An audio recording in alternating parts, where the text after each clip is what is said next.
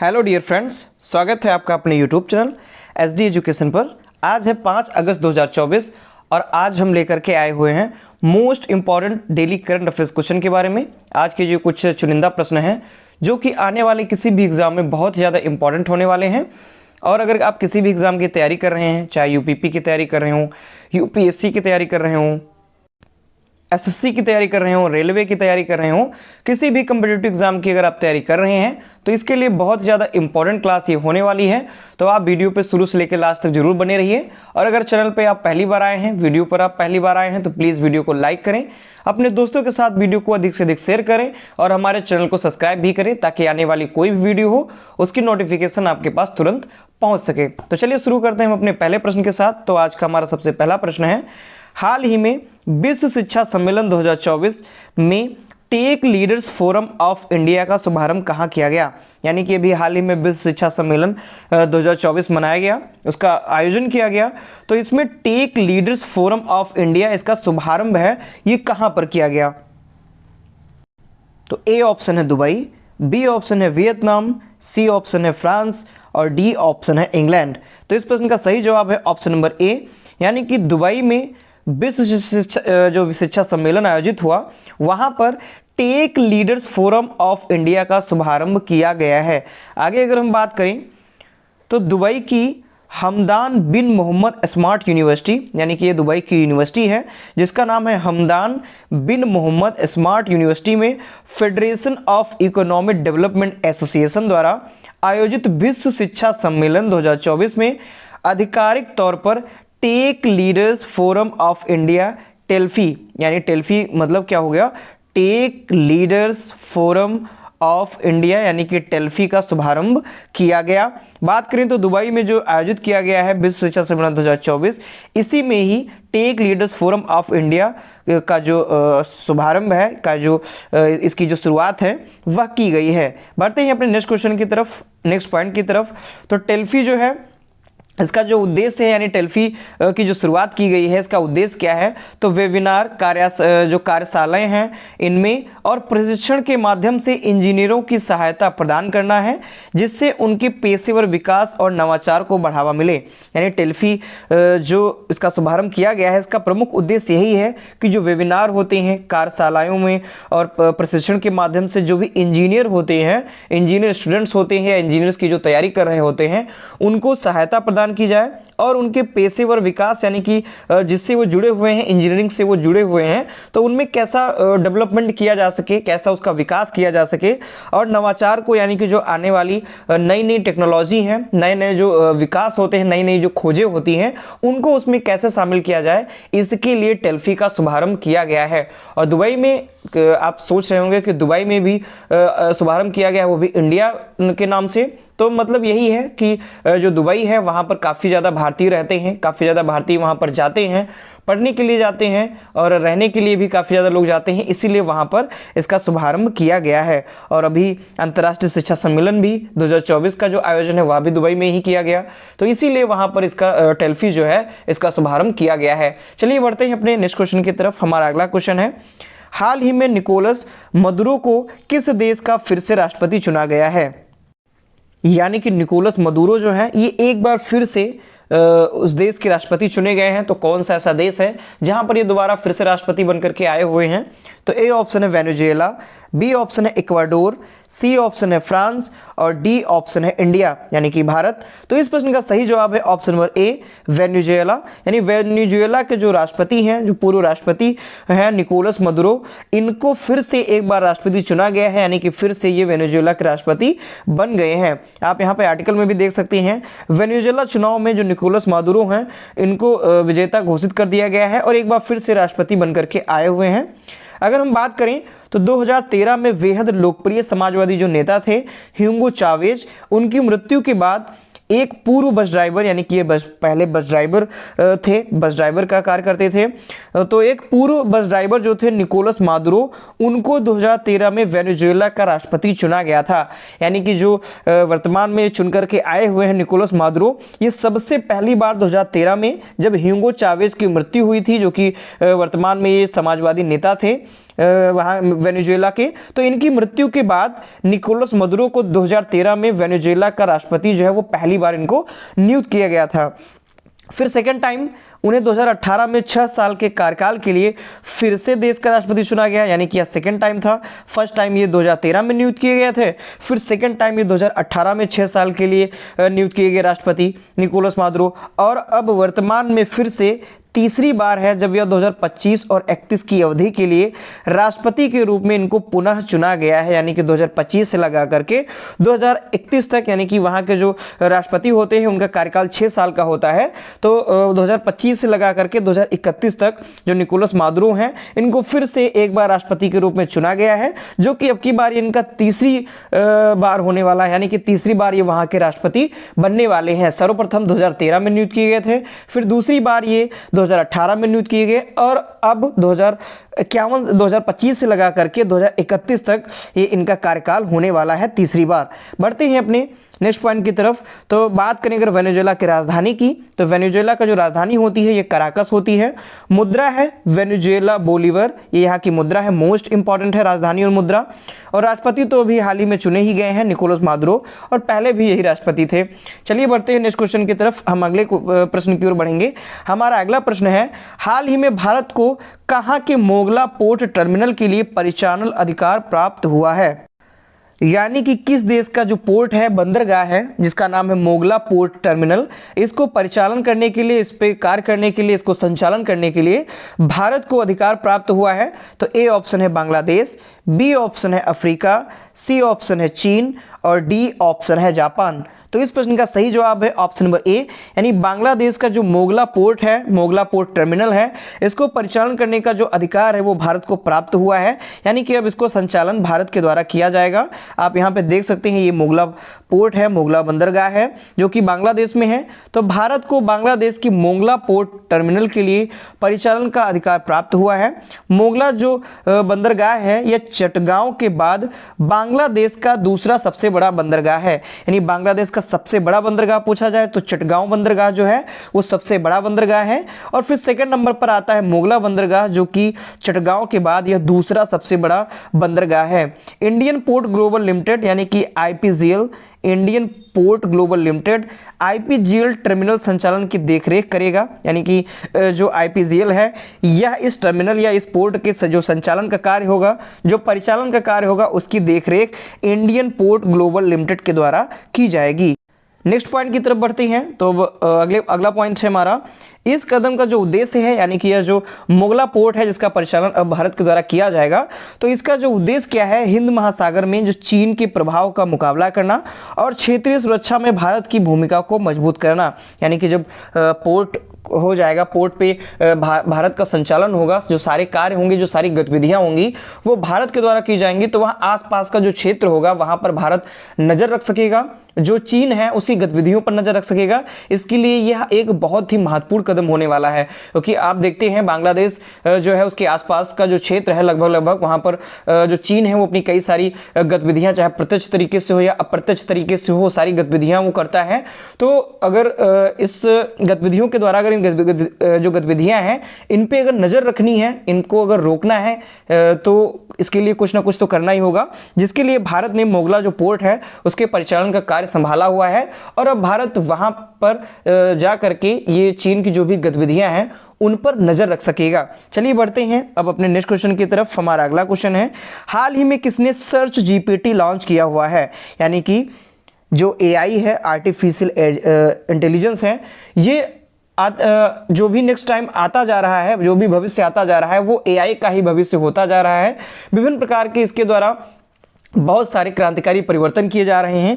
पहले open AI आया, फिर चैट जीपीटी आया, फिर अब सर्च जीपीटी लॉन्च किया गया है। तो हाल ही में किसने सर्च जीपीटी लॉन्च किया हुआ है? तो ए ऑप्शन है ओपन एआई, बी ऑप्शन है माइक्रोसॉफ्ट वन, सी ऑप्शन है मेटा और डी ऑप्शन है ईमेल।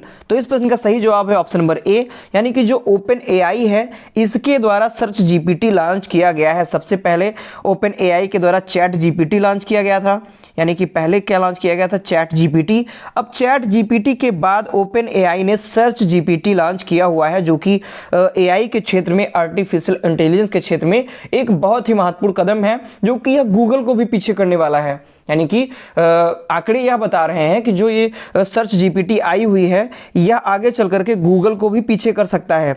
तो चैट जीपीटी के बाद अब ओपन एआई ने अपना search engine search GPT launch कर दिया है, और ये जो लॉन्च किया है ये भी छोटे तौर पर लॉन्च किया हुआ है। यूं कह सकते हैं कि अभी एक प्रयोग के तौर पर लॉन्च किया गया है कि अभी कितना कुछ ये सफल हो सकता है, कितना कुछ ये बेहतर कर सकता है, इसके लिए अभी ये छोटे तौर पर लॉन्च किया गया है।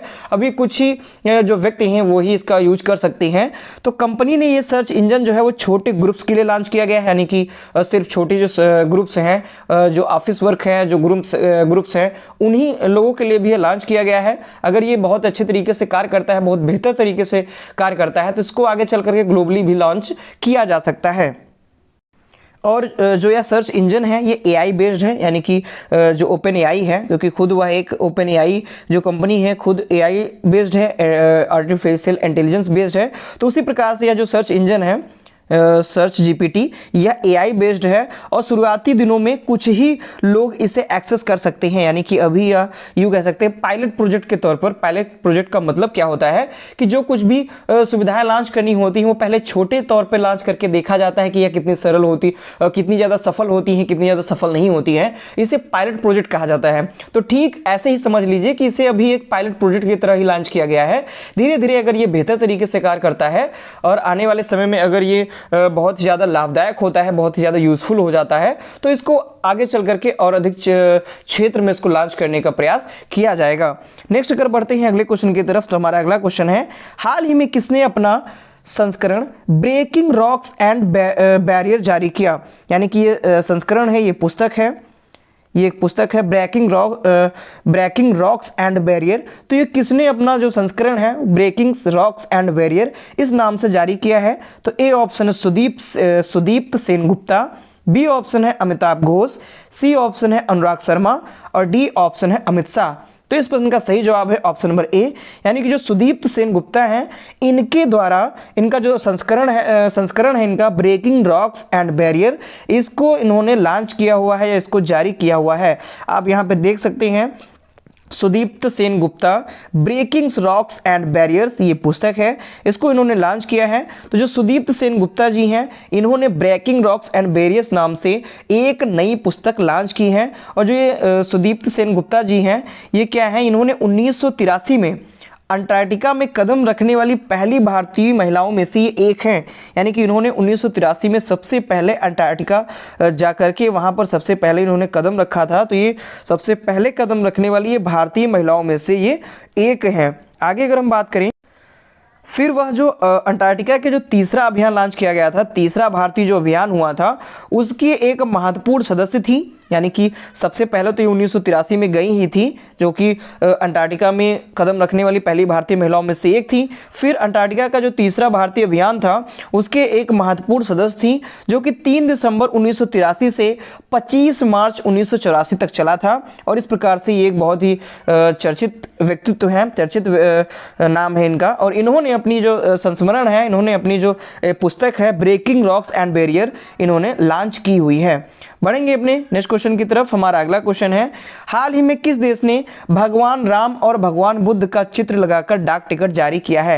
यानी कि कौन सा ऐसा देश है जिसने भी डाक टिकट जारी किया हुआ है, जिसमें जो भगवान राम हैं और भगवान बुद्ध हैं, इनके जो चित्र हैं उनको लगा करके, यानी कि इनके नाम से जो डाक टिकट है उसको जारी किया है? तो ए ऑप्शन है यूक्रेन, बी ऑप्शन है सिंगापुर, सी ऑप्शन है लाओस, और डी ऑप्शन है मलेशिया। तो इस प्रश्न का सही जवाब है ऑप्शन नंबर सी, यानी कि लाओस में भगवान राम और भगवान बुद्ध के चित्र वाला डाक टिकट जारी किया गया है। आगे आप यहाँ पर देख सकते हैं रामलला पर डाक टिकट, यानी कि भगवान राम जो हैं उनके नाम से डाक टिकट जारी किया गया है। कहाँ पर? लाओस में। और आप यहाँ पर देख सकते हैं भगवान बुद्ध, इनके नाम से भी भगवान, यानी कि रामलला पर टिकट जारी करने वाला पहला देश जो है वो लाओस बन गया है। लाओस में रामलला और महात्मा बुद्ध पर डाक टिकट जारी किया गया है। कब जारी किया गया? तो लाओस के जो उप प्रधानमंत्री हैं सेलूमक्स कोमासित और विदेश मंत्री एस जयशंकर प्रसाद जी ने यह विशेष डाक टिकट जारी किया गया, इनके द्वारा जारी किया गया है, क्योंकि अभी जो विदेश मंत्री हैं एस जयशंकर प्रसाद जी ये लाओस गए हुए थे और उसी टाइम पर इन्होंने वहां पर जाकर के महात्मा बुद्ध और भगवान राम के नाम पर यह विशेष डाक टिकट जारी किया है। भगवान राम के साथ ही महात्मा बुद्ध जो हैं इन पर भी पोस्टल स्टैंप जारी किया गया है। बढ़ेंगे अपने नेक्स्ट क्वेश्चन की तरफ। हमारा अगला क्वेश्चन है, हाल ही में सबसे अधिक चुना जाने वाला घरेलू FMCG ब्रांड कौन बना? यानी कि सबसे अधिक जो घरेलू ब्रांड है, घरेलू यूज करने वाला जो ब्रांड है वह कौन बना हुआ है? तो ए ऑप्शन है पांडा, बी ऑप्शन है अमूल, सी ऑप्शन है डिलाइट और डी ऑप्शन है पार्ले। तो इस प्रश्न का सही जवाब हो जाएगा ऑप्शन नंबर डी पार्ले। आप सभी लोग जानते भी होंगे पार्ले जी, याद आ गया होगा आपको पार्ले जी बिस्किट, बस वही कंपनी है, पार्ले की जो कंपनी है इसको सबसे अधिक चुना जाने वाला घरेलू FMCG ब्रांड बना है, ये सबसे ज़्यादा चुना जाने वाला। आप यहाँ पर देख भी सकते हैं, Parle remains India's most chosen FMCG brand for 12th year, यानी कि 12 साल के लिए पिछले 12 साल से यह जो है जो पार्ले है वह रिमेन्स इंडियाज का मोस्ट चुना जाने वाला FMCG यह ब्रांड बन गया है। पार्ले प्रोडक्ट्स के स्वामित्व वाला बिस्किट ब्रांड पार्ले भारत का शीर्ष FMCG ब्रांड बना हुआ है। ब्रांड जो है वो फुटप्रिंट के नवीनतम संस्करण के अनुसार, यानी कि यह रिपोर्ट जारी करती है ब्रांड फुटप्रिंट, इसके नवीनतम संस्करण के अनुसार कैंटर वर्ल्ड पैनल की भारत में सबसे अधिक चुने जाने वाली उपभोक्ता ब्रांडों की वार्षिक जो रैंकिंग है, वार्षिक रैंकिंग जो जारी की गई उसमें शीर्ष 10 ब्रांडों में से 7 घरेलू कंपनियों के स्वामित्व में हैं। यानी कि जो शीर्ष 10 ब्रांडों की जो लिस्ट जारी की गई थी उनमें से 7 ऐसी घरेलू कंपनियां हैं जो कि भारत की हैं, और उनमें से टॉप पर कौन है? उनमें से टॉप पर पार्ले है। पार्ले प्रोडक्ट्स की बात की जाए तो पार्ले प्रोडक्ट्स के जो उपाध्यक्ष हैं वो मयंक शाह हैं, और पार्ले प्रोडक्ट्स जो है, पार्ले जो ब्रांड है यह भारत का शीर्ष FMCG ब्रांड बना हुआ है।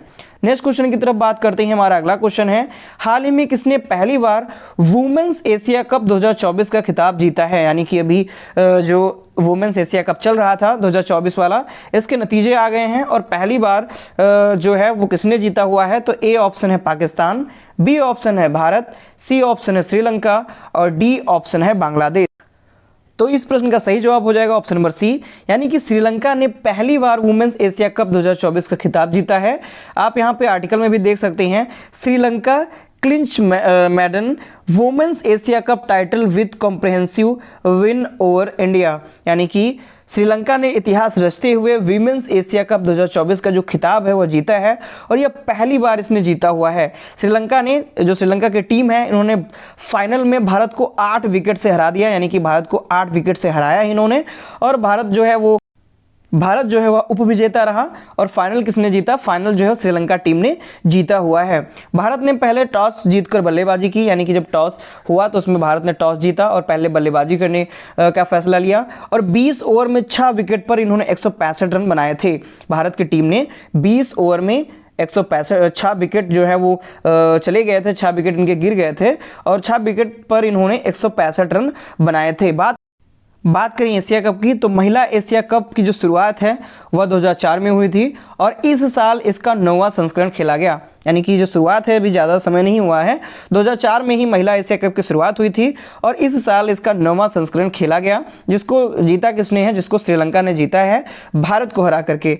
अगर बात करें पिछले 2004 से लगा करके 2024 तक, तो भारत जो 9 संस्करण हुए हैं जिनमें से 7 भारत ने जीते हुए हैं, यानी कि अकेले 7 भारत ने जीते हुए हैं, और मात्र 2 ऐसे थे, 2018 वाला जिसको बांग्लादेश ने जीता था, और 2024 वाला अब की बार जो हुआ इसको श्रीलंका ने जीत लिया है। तो इस प्रकार से 2 छोड़ करके बाकी जितने भी 7 हैं वो भारत ने ही जीते हुए हैं। बात करें 2004 में इंडिया ने जीता था, फिर 2005 और 6 का जो हुआ था वह भी इंडिया ने जीता था, 2006 वाला इंडिया विजेता रहा था, 2008 में भी इंडिया ने ही जीता था, 2012 इंडिया ने जीता था, फिर 2016 वाला भी इंडिया ने ही जीता था, फिर 2018 में बांग्लादेश ने जीता, फिर 2022 में इंडिया ने जीता, फिर 2022 से 23 में हुआ ही नहीं, फिर 2024 का जो अब की बार आयोजित हुआ इसको श्रीलंका ने जीत लिया है। तो टोटल 9 संस्करण हुए हैं महिला एशिया कप के, और इसमें से जिनमें से 7 भारत ने जीते हुए हैं और 2 में से एक 2018 वाला बांग्लादेश ने जीता हुआ है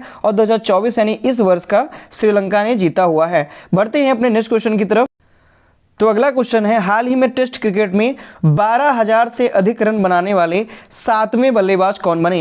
यानी कि अभी टेस्ट क्रिकेट में 12,000 से अधिक रन बनाने वाले 7वें बल्लेबाज कौन बन गए हैं? तो ए ऑप्शन है जो रूट, बी ऑप्शन है विराट कोहली, सी ऑप्शन है रोहित शर्मा और डी ऑप्शन है सूर्य कुमार यादव। तो इस प्रश्न का सही जवाब है ऑप्शन नंबर ए, यानी कि जो रूट हैं इन्होंने टेस्ट क्रिकेट में 12,000 से अधिक रन बना करके 7वें बल्लेबाज ये बन गए हैं, यानी कि 12,000 रन से अधिक रन बनाने वाले ये 7वें प्लेयर हैं, 7वें बल्लेबाज हैं जो रूट। आगे अगर हम बात करें तो 12,207 रन के साथ जो रूट मौजूदा समय के टेस्ट क्रिकेटरों में सबसे अधिक रन बनाने वाले बल्लेबाज बन गए हैं, यानी मौजूदा समय के सबसे अधिक रन बनाने वाले बल्लेबाज बन गए हैं। इनके बाद जो स्टीव स्मिथ हैं ये 9,685 रन और विराट कोहली हैं 8,848 इनका नंबर आता है, यानी कि फर्स्ट पर ये हैं, सेकंड पर स्टीव स्मिथ हैं और थर्ड पर हो जाते हैं विराट कोहली। अगर इस टाइम की अगर आईसीसी टेस्ट रैंकिंग की बात की जाए तो इंग्लैंड के जो बल्लेबाज हैं जो रूट ये एक बार फिर से आईसीसी जो टेस्ट रैंकिंग है इसमें शीर्ष पर आए हुए हैं, यानी कि फर्स्ट पोजीशन पर आ चुके हैं आईसीसी टेस्ट रैंकिंग में और इन्होंने 12,207 रन बना करके ये ओवरऑल तो 7वें नंबर पर हैं, लेकिन वर्तमान में अगर देखा जाए तो सबसे अधिक रन बनाने वाले ये बल्लेबाज हैं, वो भी टेस्ट क्रिकेटरों में। बात करते हैं नेक्स्ट क्वेश्चन की, तो ये हमारा नेक्स्ट और लास्ट क्वेश्चन है, हाल ही में 54वें अंतर्राष्ट्रीय भौतिकी ओलंपियाड में भारतीय प्रतियोगियों ने कितने पदक जीते हैं? यानी कि अभी जो 54वां अंतर्राष्ट्रीय भौतिकी ओलंपियाड आयोजित किया गया उसमें भारतीय जो प्रतिभागी थे, भारतीय जो प्रतियोगी थे, इन्होंने कुल कितने मेडल जीते? तो ए ऑप्शन है 5, बी ऑप्शन है 3, सी ऑप्शन है 6 और डी ऑप्शन है 8। तो इस प्रश्न का सही जवाब हो जाएगा ऑप्शन नंबर ए, यानी कि भारतीय प्रतियोगियों ने कुल 5 पदक जीते हुए हैं अंतर्राष्ट्रीय भौतिकी ओलंपियाड में। आगे अगर हम बात करें कौन कौन से मेडल आए हुए हैं, कहां पर यह आयोजित किया गया, तो भारतीय प्रतिनिधि मंडल ने ईरान के इस्फहान में, यानी कि जो अंतर्राष्ट्रीय भौतिकी ओलंपियाड है 2024 वाला, ये कहां पर आयोजित किया गया अगर पूछा जाए तो ईरान के इस्फहान में ये आयोजित किया गया। और इस 54वें अंतर्राष्ट्रीय भौतिकी ओलंपियाड 2024 में भारत के जो 5 भारतीय प्रतिभागियों ने 2 स्वर्ण और 3 रजत पदक सहित पदक जीते, यानी कि टोटल 5 इन्होंने जीते हुए हैं, जिनमें से 2 स्वर्ण पदक आए हुए हैं और 3 रजत पदक आए हुए हैं। इस प्रकार से कुल 5 पदक भारत ने जीते। स्वर्ण पदक किसने जीता? तो रिदम केडिया और वेद लाहोटी जो हैं इन्होंने स्वर्ण पदक जीता हुआ है, गोल्ड मेडल जीता हुआ है। और अगर रजत पदक की बात की जाए तो आकाश राज सहाय, भव्य तिवारी और जयवीर सिंह जो हैं इन्होंने रजत पदक जीता हुआ है। इस प्रकार बात करें तो प्रथम स्थान पर चीन रहा, द्वितीय स्थान पर रूस, तीसरे स्थान पर रोमानिया और 4th पोजीशन भारत और वियतनाम संयुक्त रूप से 4थे स्थान पर थे। भारत ने 5 टोटल मेडल जीते हुए थे, जिनमें से 2 स्वर्ण मेडल थे और 3 थे रजत पदक। तो ये थे आज के हमारे मोस्ट इंपॉर्टेंट करंट अफेयर्स के क्वेश्चन, जो कि बहुत ज़्यादा इंपॉर्टेंट होने वाले हैं अगर आप किसी भी परीक्षा की तैयारी कर रहे हैं। तो इसके लिए आपको वीडियो पूरी जरूर देखनी है और अगर वीडियो से रिलेटेड कोई सुझाव है तो उसके लिए आप कमेंट जरूर करें, ताकि आने वाली जो भी वीडियो हो उसमें सुधार किया जा सके और अधिक बेहतर करने का प्रयास किया जा सके। तो अगर आपको क्वेश्चन पसंद आते हैं, अगर आपको वीडियो पसंद आती है तो प्लीज़ वीडियो को लाइक करें, अपने दोस्तों के साथ वीडियो को अधिक से अधिक शेयर करें और हमारे चैनल को सब्सक्राइब भी करें। धन्यवाद।